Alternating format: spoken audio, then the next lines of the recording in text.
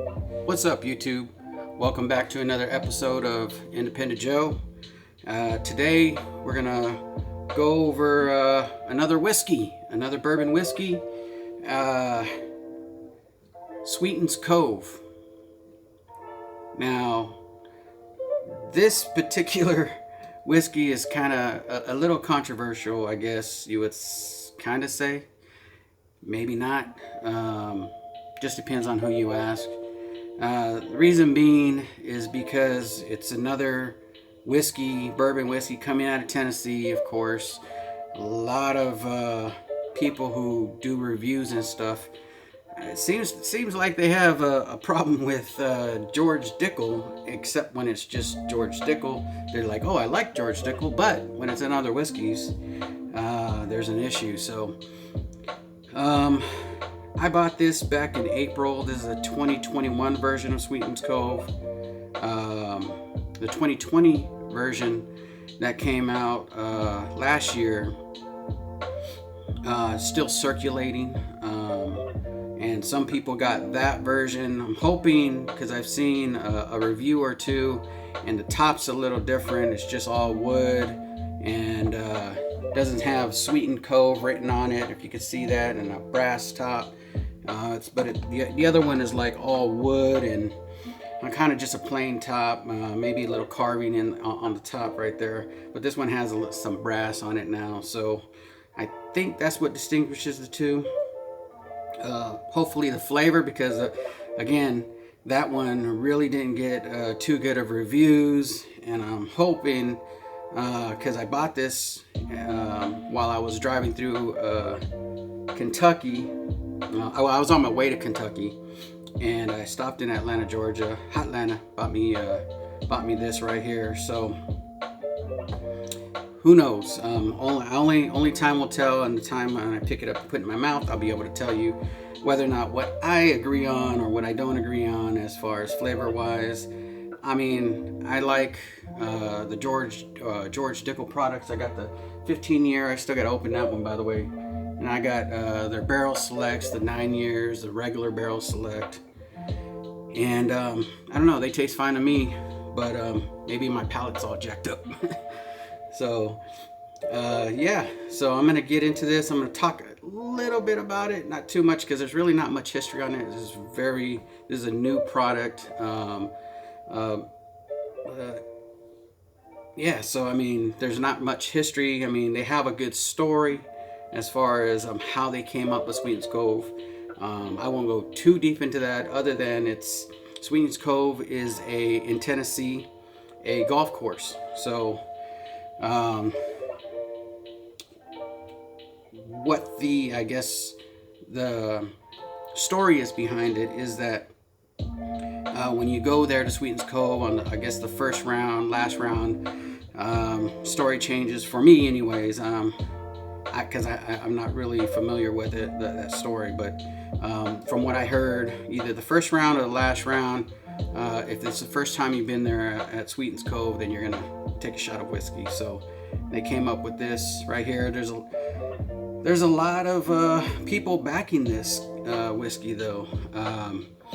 Marianne Eves is the master distiller for this one right here. She used to be at Woodford and at Castle and Keys as I guess one of the master distillers over there. But now she's this is her baby. This is her blend, and she put this together. And we'll see how it is.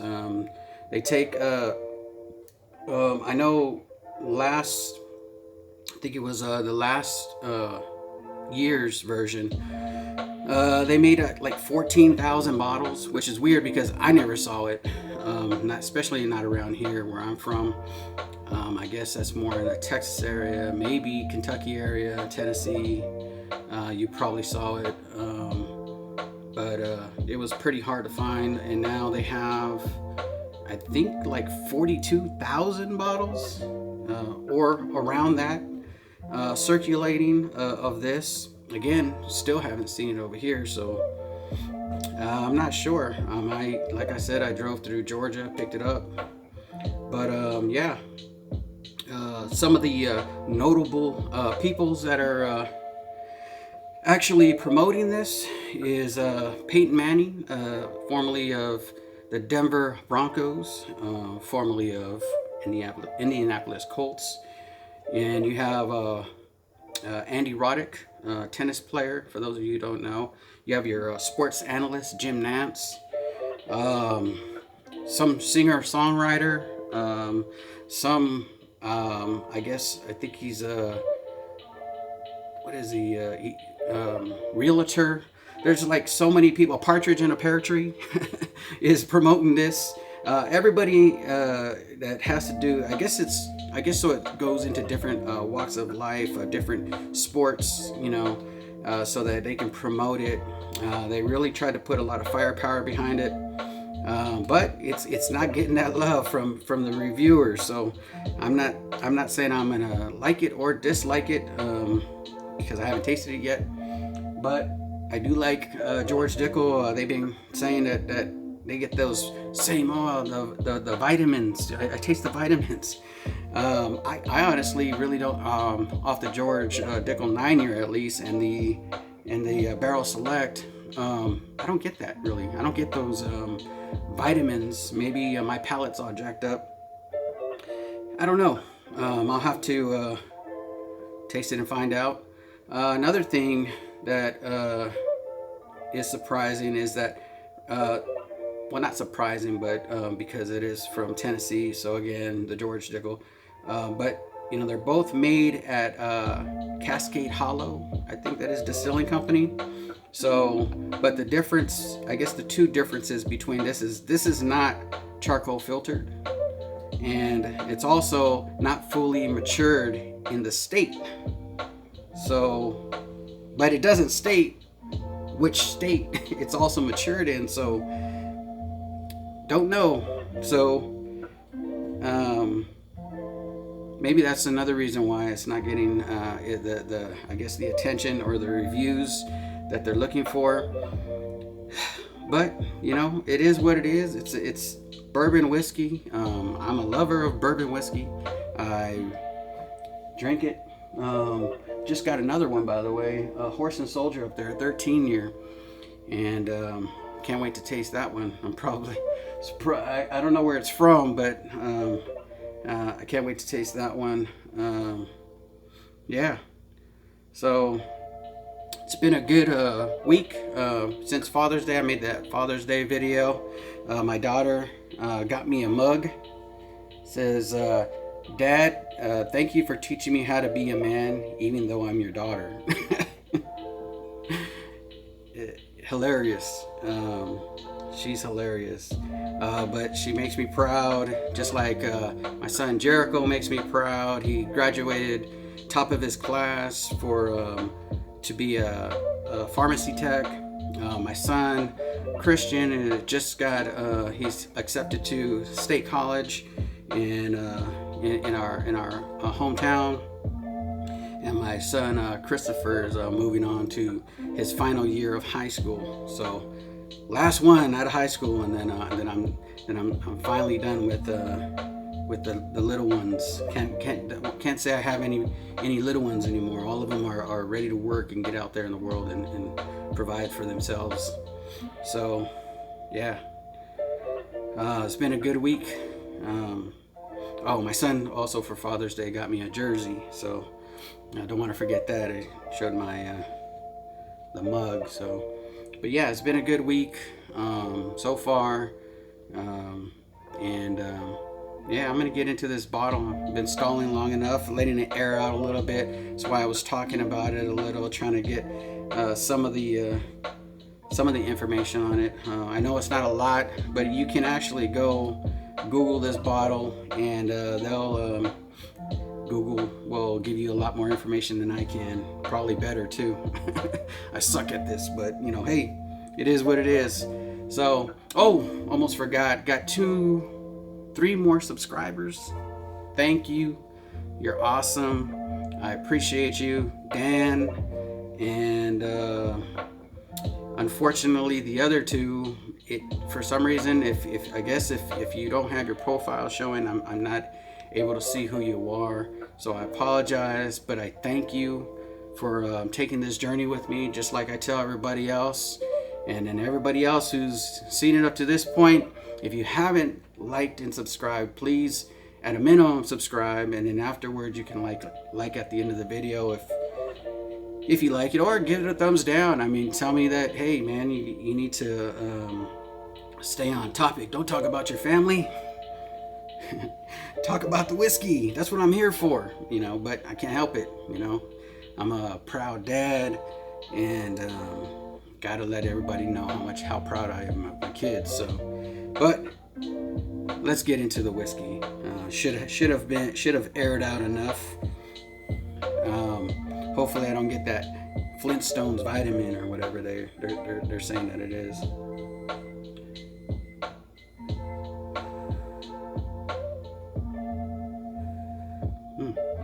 It's a little soft. It's not really. Maybe, you know what? Let me say it's been sitting, so let me stir it up. Get it a little angry. Okay, there it goes.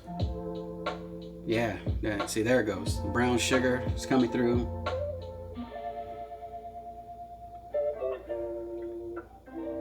Yeah, you can't let this sit. Definitely got caramel. Got some oak flavors coming through. So far, I don't smell any vitamins. Got some almonds.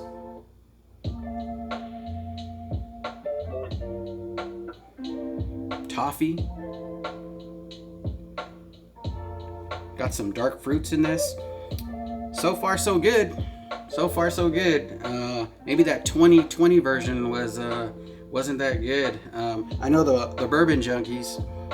They reviewed it, and man, they put a number on it. They beat it with a bat.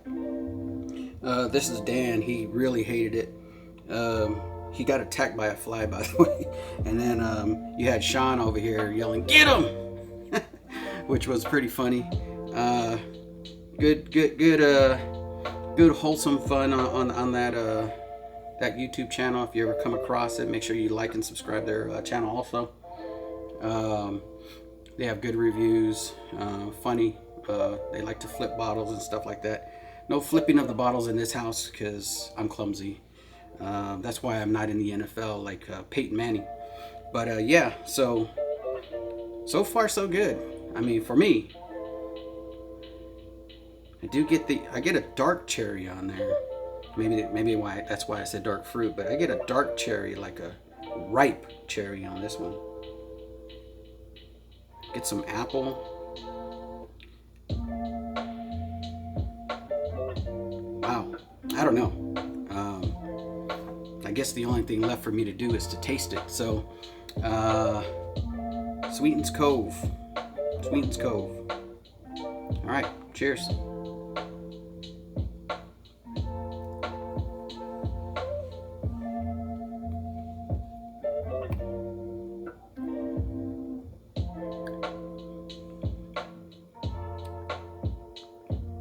Got some hazelnut. Got a lot of spice on the back end. I was surprised. This right here is only 100.5 in.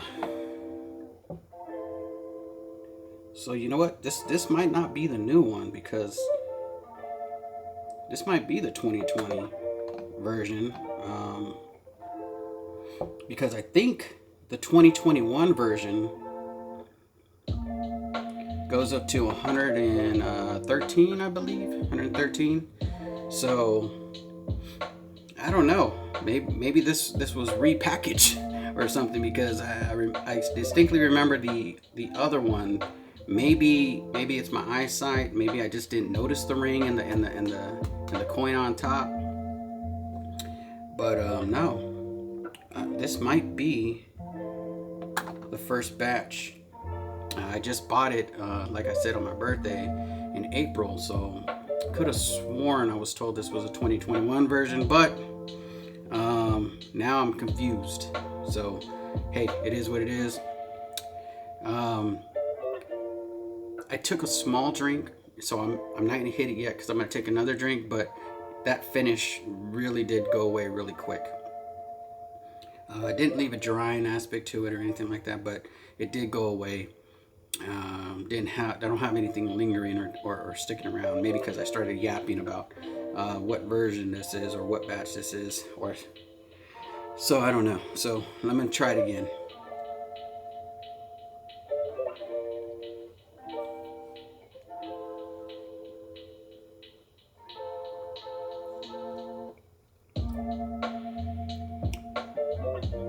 That was a lot bigger drink.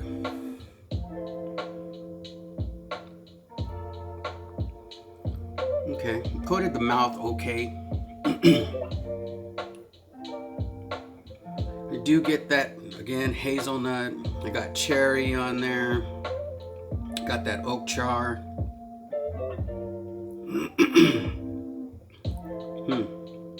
Got that pecans.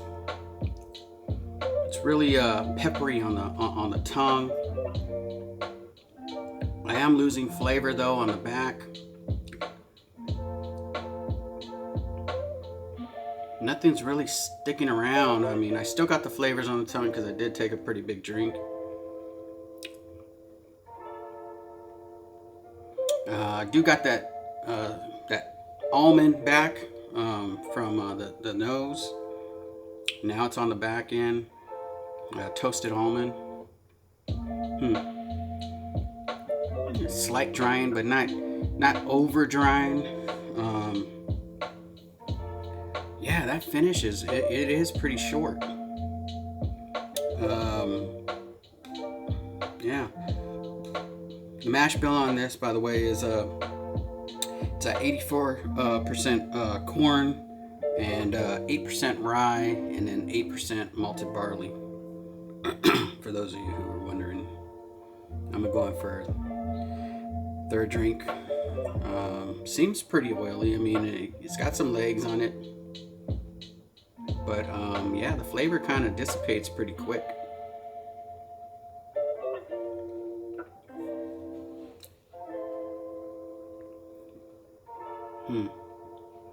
Now I've had a taste of a bourbon where I did get a medicinal type flavor to it. I did get some type of vitamin.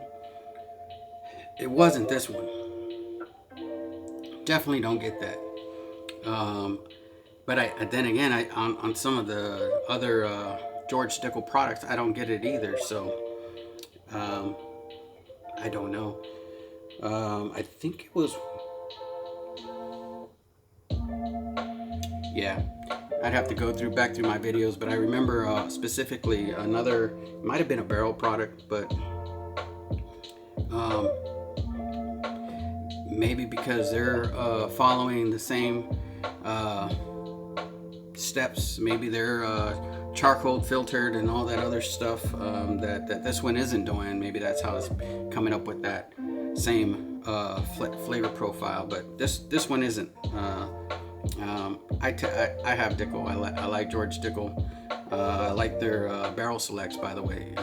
That's probably not all their products, but this right here is a 13-year.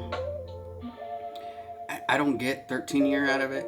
I have a lot of 13-year-old whiskeys, and I don't get this one being 13. There's definitely no lingering factors, no lingering flavors. That oak and everything is real short. The flavor doesn't really last that long. I wouldn't say it's a terrible one because I've had worse.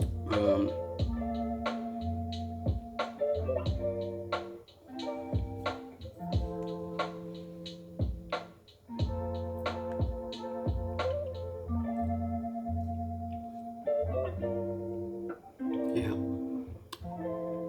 I'd say it's a good sipper. Is it worth the price?